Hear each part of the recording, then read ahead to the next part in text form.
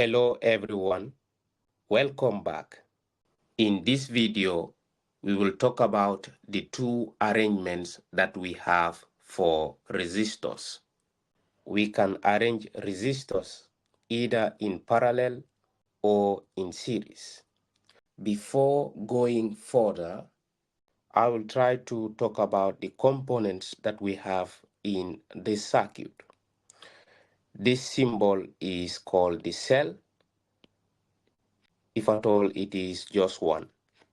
When you have multiples of cells that are arranged, we call them batteries.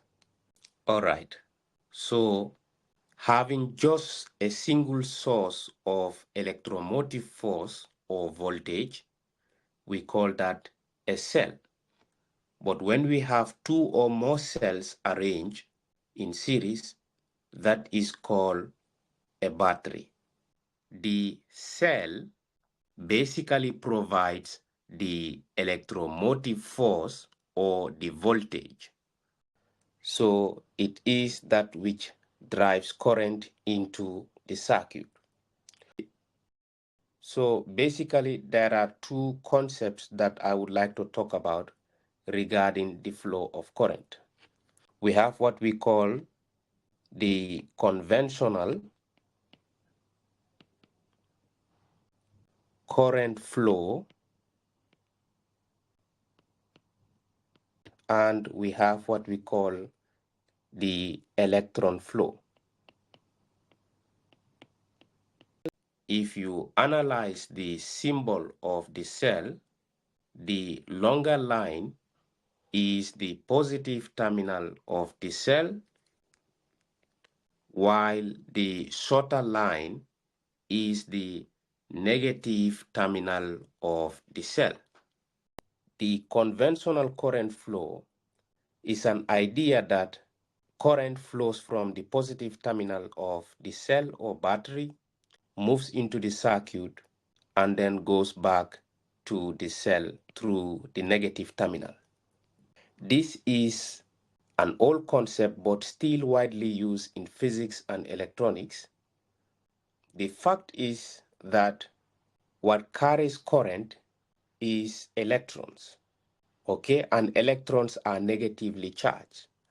Contemporary physics tells us that the actual flow of current is from the negative terminal of the cell or battery through the rest of the component of the circuit and back to the cell through the positive terminal.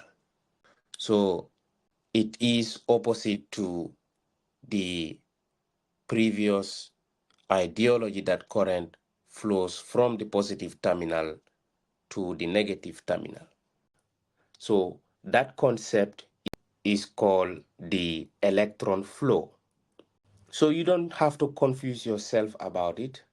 Just know that the conventional current flow is about the flow of current moving from the positive terminal to the negative terminal. The electron flow is about the moving of current from the negative terminal to the positive terminal. We said that the cell is the source of the electromotive force. For now, let's call it voltage V. So for now, let's just try to go with the conventional current flow. That is, if we have a current moving from the positive terminal of the cell through the circuit and back to the cell through the negative terminal. When you have resistors that are arranged end to end, this type of arrangement is what we call series arrangement. Okay? So for resistors that are arranged in series, when we have current moving from the positive terminal, as it passes from one resistor to the other, what we notice is that there is no change in current. So that is, the current that will enter through R1 will be the same current that will leave R1 and enters R2. that will be the same current that will leave R2 to go to R3, and it will be the same current that will leave R3 going to the cell. So to summarize, for resistors that are arranged in series, the current remains the same.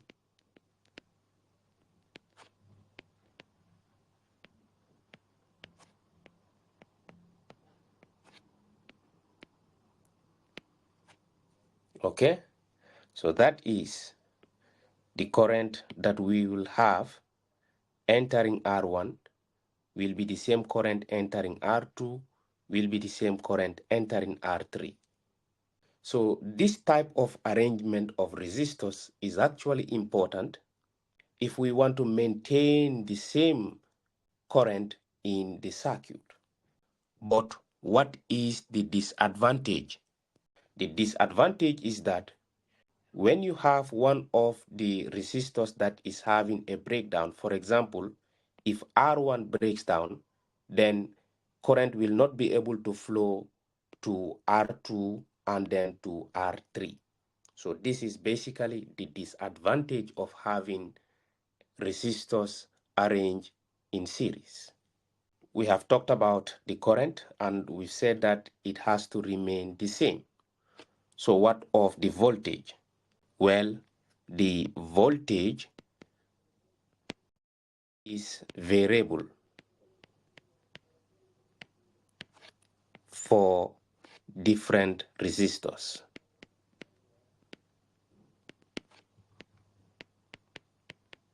That is, if the resistors don't have the same resistance, then the voltage will be different for each individual resistor.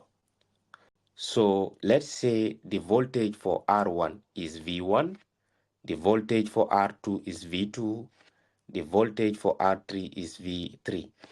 The total voltage is V. So since voltage is variable, we can state that the total voltage, which is V, will be equal to V1 plus V2 plus V3. Okay, so from basic electricity, we know that the voltage is equal to the current times the resistance. For the total voltage, it will be the total current times the total resistance R.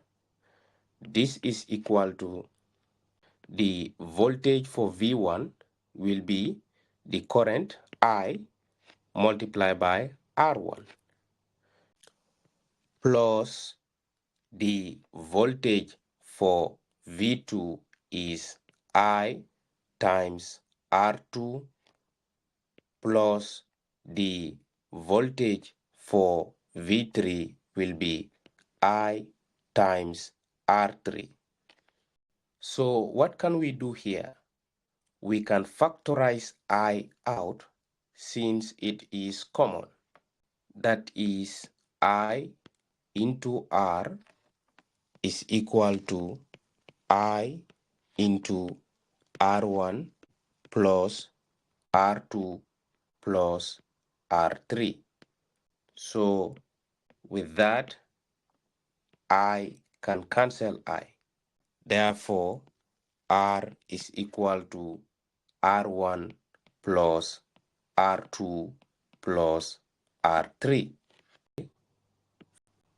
In this circuit, we have three resistors of different resistances.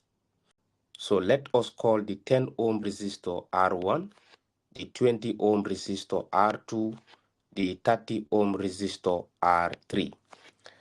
These resistors are connected in series. And what did we say about resistors that are connected in series? We said that they have the same current but different voltages. So the different voltages can be V1, V2, V3. So in a situation like this, how can I find the total resistance? The total resistance R is equal to R1 plus R2 plus R3. So R1 is 10 ohms plus R2 is 20 ohms plus R3 is 30 ohms. 10 plus 20 plus 30 is 60 ohms. So that is the total resistance. The total voltage that we have is 12 volt. So I can be able to find the current. Using V is equal to IR. If I want to know the total current flowing in the circuit, I will divide both sides by R. So R will cancel R. That is I is equal to V divided by R. So the total current is going to be equal to the total voltage is 12 volts divided by the total resistance is 60 ohms. 12 divided by 60 is 0.2. So therefore, the total current is 0.2 amps. That is the current that is going to flow through the circuit. It is 0.2 amps. So we said that for resistors that are connected in series, the total current remains the same. So it will be 0.2 ohms that will enter the 10 ohms resistor. So how do we find the individual voltages? We can calculate using V is equal to IR. So to specify, if I want to find V1, it will be equal to I R1. So what is the current? It is constant. It is 0.2 times what is R1? It is 10 ohms. So 0.2 times 10 is 2 volts. For V2, it will be equal to I times R2.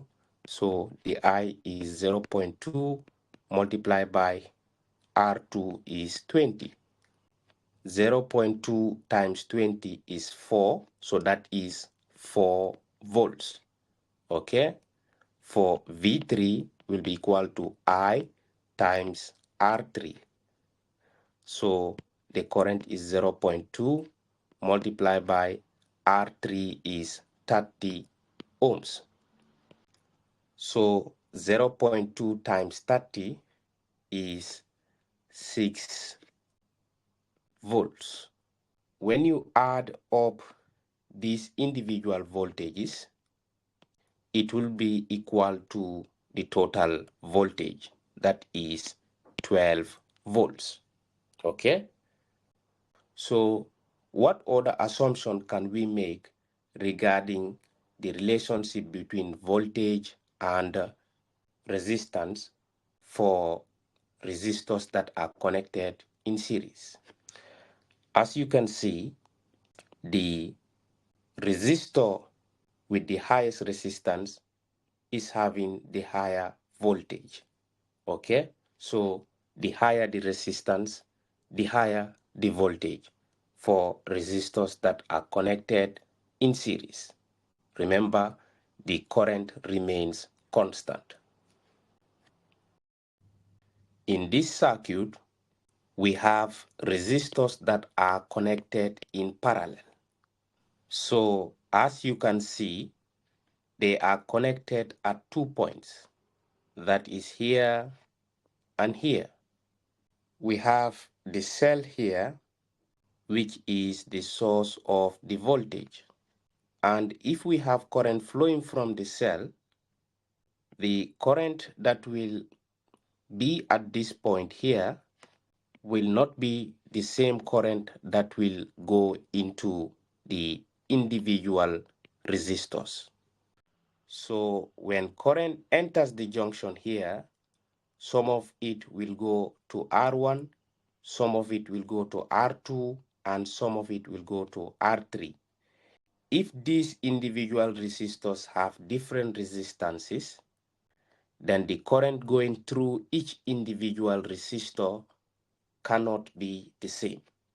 So that is why the current going to the R1 resistor, we can call it I1.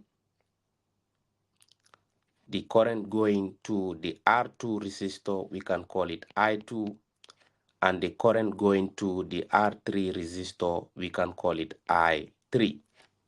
To repeat myself, the current that is flowing to the individual resistors of different resistances in a parallel circuit are not the same.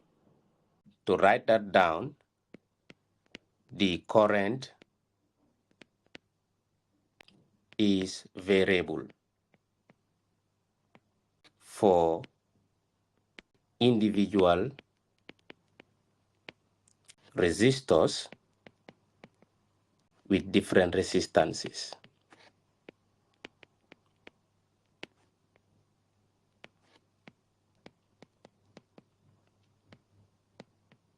So if current is variable, what happens to voltage? The voltage is constant. Okay, the voltage remains the same.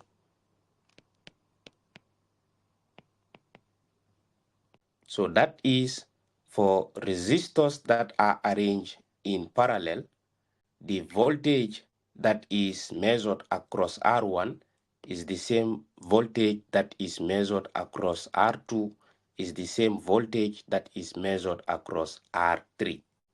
Current is different, but the voltage remains the same. So that is the voltage that you have from the cell is that same voltage that will be measured across the individual resistors. So since current is what is different, we can be able to find the total current. Therefore, the total current will be equal to I1 plus I2 plus I3. Again, we know that from V is equal to IR. If I want to make I the subject of the formula, I have to divide both sides by R. So that is R will cancel R, and therefore I is equal to V divided by R. So it means current will be equal to the voltage divided by the resistance. So for the total current I, it will be the total voltage divided by the total resistance. Remember, the total resistance is also called the effective resistance. This is equal to, if I want to find I1, that is the current flowing to the R1 resistor, it will be V divided by R1 plus the current flowing through the R2 resistor will be V divided by R2 plus the current flowing through the R3 resistor will be V divided by R3. So since V is common, I can factorize it out. That is, I can say V into 1 all over R is equal to V into 1 all over R1 plus 1 all over R2 plus 1 all over R3. In that case, V will cancel V.